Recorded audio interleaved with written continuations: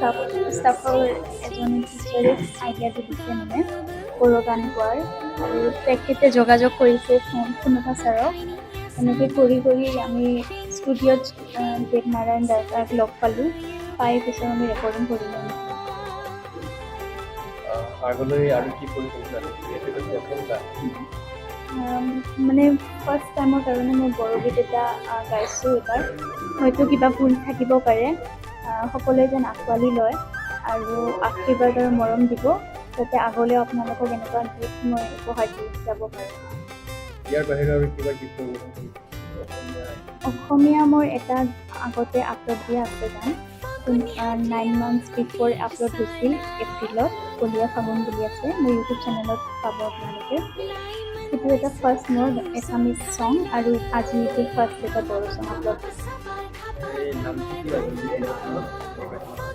আজিৰ গানটো ফাগুন আজি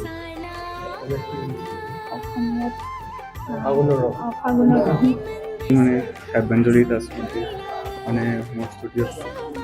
প্ৰথমবাৰ মানে বড়ো গান গোৱা হৈছে তো মই শুনিও মানে মোৰো ভাল লাগিছে তাৰমানে সি যে মানে ইমান ধুনীয়াকৈ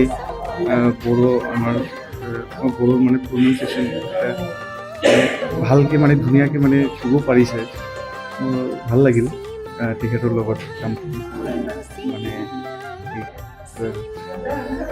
ছোৱালীটো ইমান ভালকৈ বড়ো ভাষাত গাইছে এটা শব্দ মই শিকাব লগা হোৱা নাই মই শিকাইছোঁ ৰেকৰ্ডিং কৰাৰ আগত এদিনেই শিকাইছোঁ